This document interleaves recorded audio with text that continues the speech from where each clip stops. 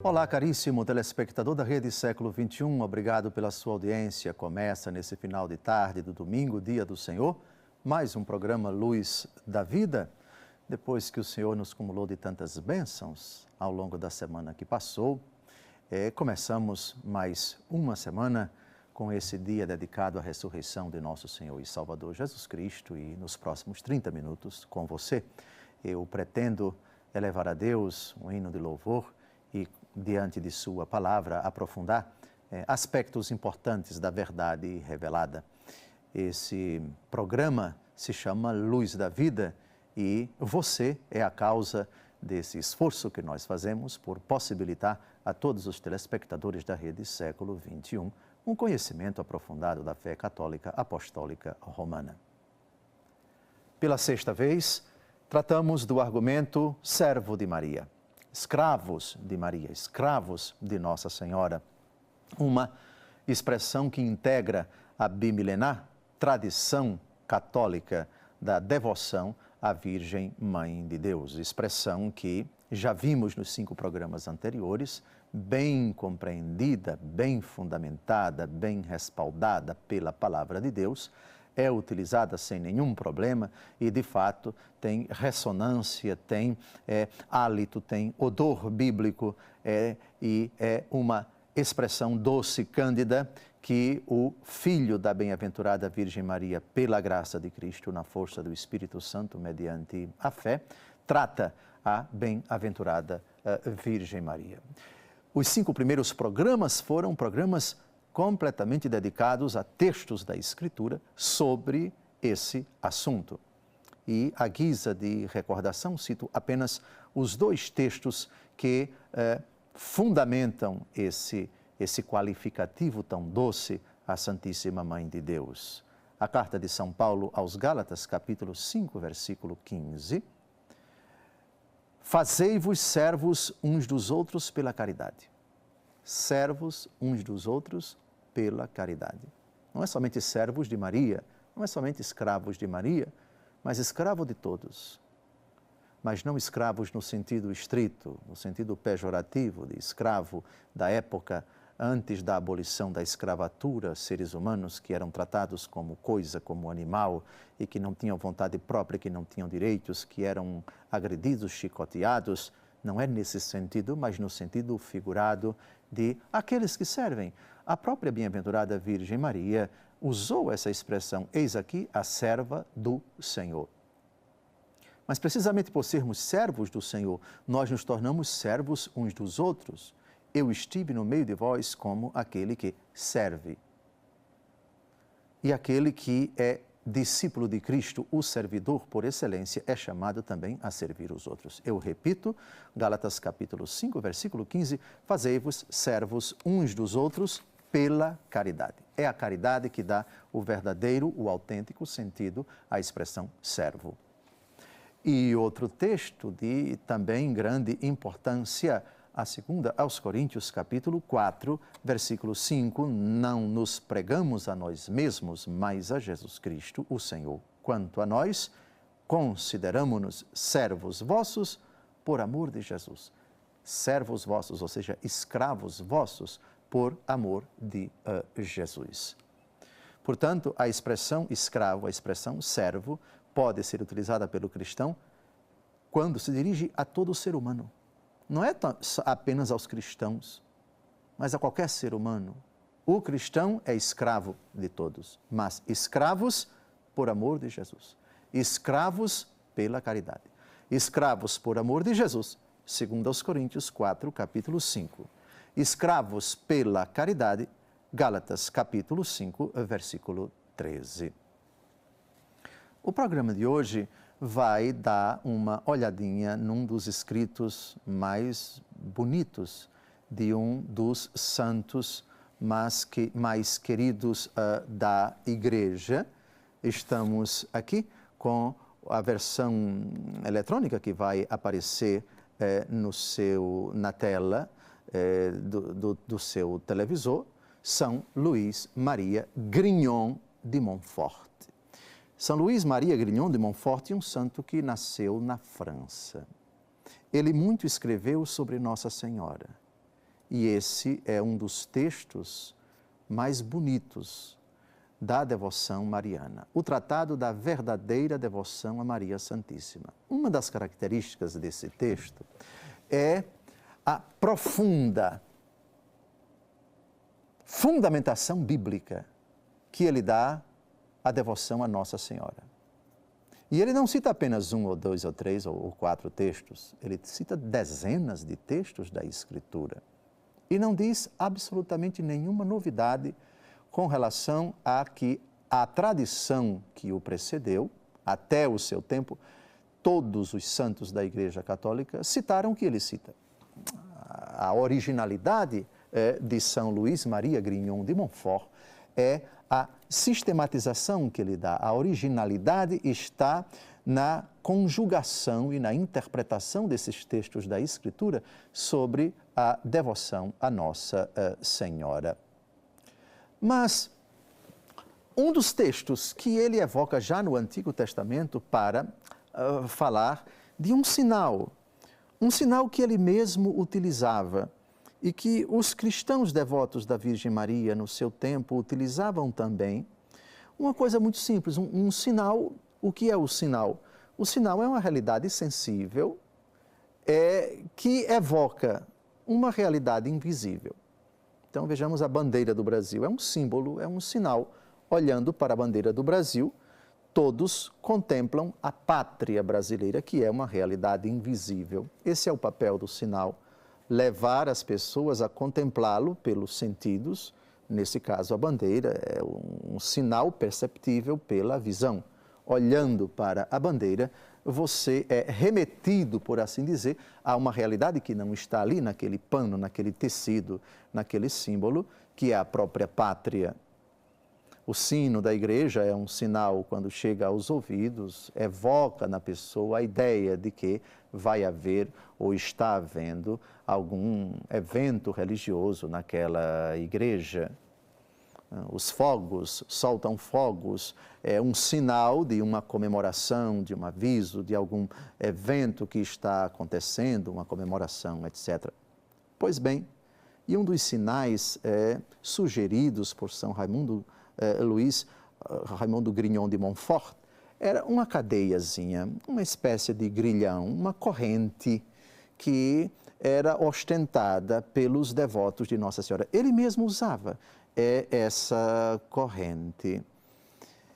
Algumas pessoas criticam, algumas pessoas, desculpem a expressão, descem a lenha nos devotos de Nossa Senhora que usam essa correntinha, mas não tem nada de crítica, não tem nada de censura nesta pequena iniciativa.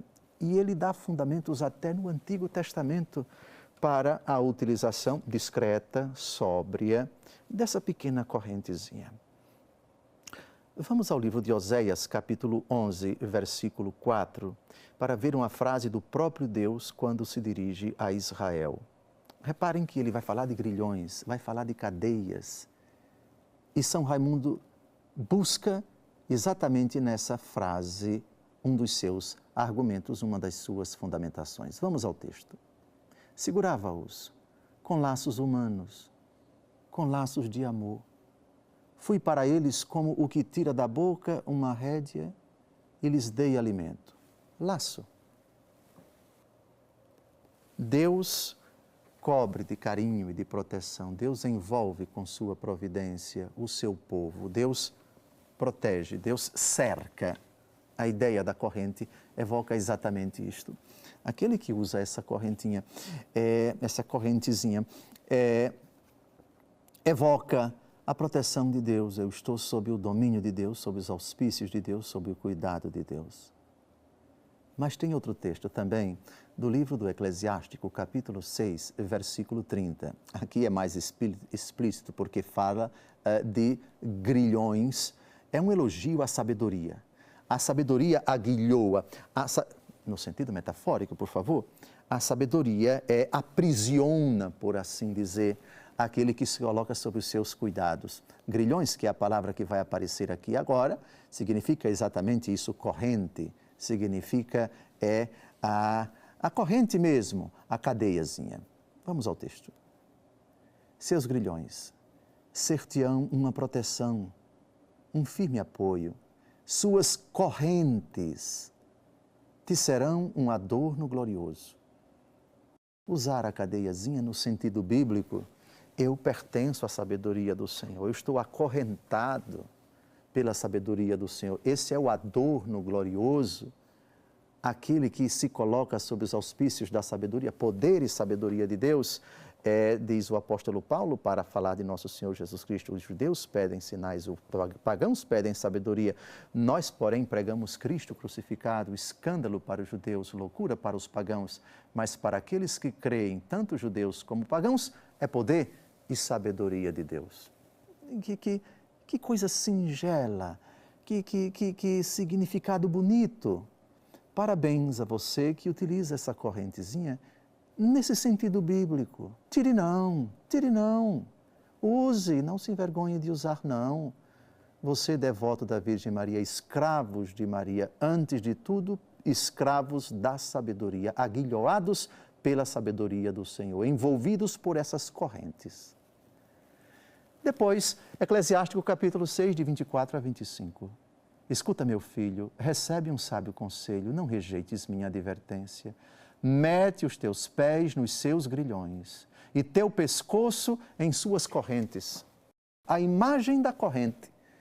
Ou seja, deixa-te acorrentar-te pela corrente da sabedoria. Deixa-te escravizar-te pela sabedoria de Deus. Que coisa bonita, que intuição bela. Eu confesso que não tinha pensado nisso. Lendo São Raimundo Luís Grignon de Montfort, eu me encantei com essa imagem, com essa sugestão. Não saia daí. No próximo bloco, depois desses textos bíblicos, nós vamos analisar as 3 razões dadas por São Grignon de Montfort que justificam o uso dessas cadeiazinhas. Um texto muito interessante. Não saia daí, voltaremos daqui a pouco para o segundo e último bloco desse 6º programa Escravos de Nossa Senhora, Escravos de Maria. Agora, nós vamos dar 3 razões de São Luís Maria Grignon de Montfort para o uso dessas cadeiazinhas. É errado utilizar, eu não utilizo. Não é errado utilizar e você não é obrigado a usar. Deve-se respeitar aquele que não usa a cadeiazinha. O que não se admite é que se critique e que se tente dizer que isso é antibíblico, que isso é contrário à sadia devoção a Nossa Senhora ou à fé católica, nada disso. Mas vamos então à explicação dada por São Luís Maria. Uma pessoa devota de Nossa Senhora ostenta o seu terço, carrega o seu terço e também a sua correntezinha. Tem motivo para isso? Tem. Tem razão para isso? Tem. Quais são as razões? Vamos às palavras de São Luís Maria Grignon de Montfort. Primeira razão. No seu livro, Tratado da Verdadeira Devoção à Santíssima Virgem, parágrafo 238. Eis as razões por que se usam estas cadeiazinhas.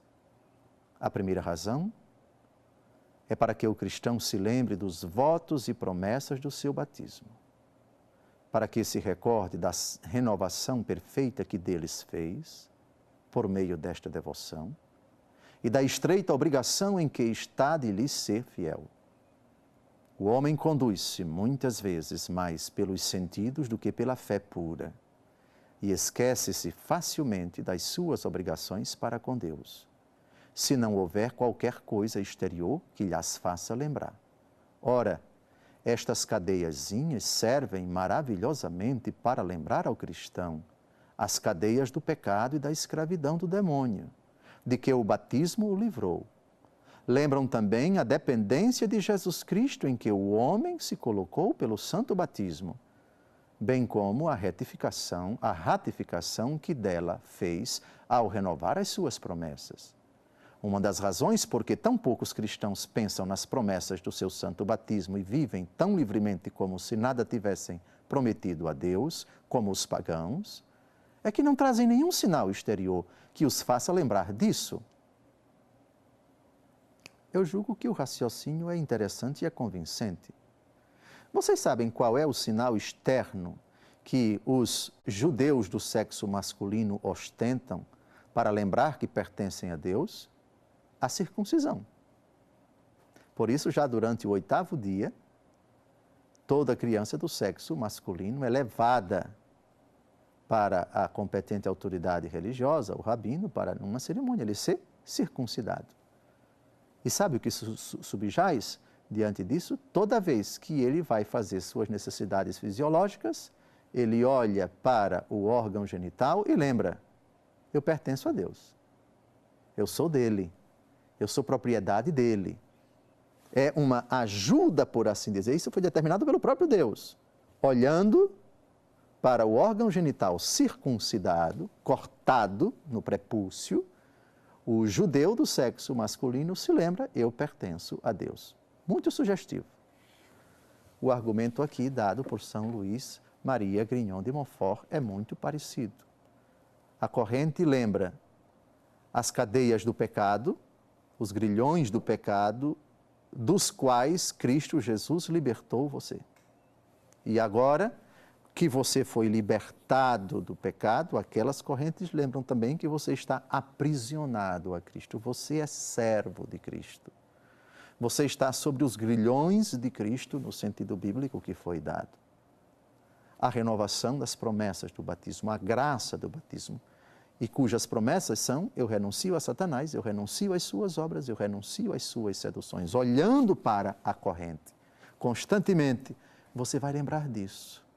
Eu sou um consagrado pelo batismo. Eu sou um aprisionado por Cristo. Eu vivo, mas já não sou eu que vivo, é Cristo que vive em mim. No batismo, não somente renovamos a nossa fé em Deus Pai, Deus Filho e Deus Espírito Santo, mas antes renunciamos ao pecado, às suas obras e às suas seduções. E a finalidade dessa corrente, precisamente, a primeira delas é esta: lembrar a graça do batismo, quando tu te livraste dos grilhões, das cadeias do pecado e te tornaste servo de Cristo. Vamos agora à segunda razão para usar as cadeiazinhas com a palavra São Luís Maria Grignon de Montfort no parágrafo seguinte. Segunda razão. A segunda razão é para mostrar que não nos envergonhamos de ser escravos e servos de Jesus Cristo e que renunciamos à funesta escravidão do mundo, do pecado e do demônio. É significativo que nessas duas razões de São Luís Maria Grignon de Montfort para o uso das cadeias, ele não faz alusão a Nossa Senhora. Ele faz alusão ao batismo, portanto, à Trindade em sentido último, a renovação das promessas do batismo: renuncio a Satanás, às suas obras e às suas seduções, creio em Deus Pai, Deus Filho e Deus Espírito Santo. E aqui, os grilhões do pecado dos quais eu me livrei, não me envergonho de Jesus Cristo, não me envergonho de ser escravo dele. Não se faz alusão a Nossa Senhora. Portanto, os dois primeiros motivos para o uso da cadeia é Cristo Jesus. Ele é o centro, não é Nossa Senhora. Vamos agora à terceira e última razão para se usar essas cadeiazinhas. Parágrafo 239 do Tratado da Verdadeira Devoção à Santíssima Virgem. Uma outra razão é para servirem de garantia e preservação contra as cadeias do pecado e do demônio.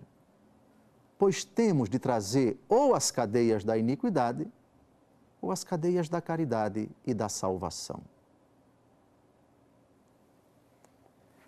É uma lembrança, é uma recordação, é uma advertência.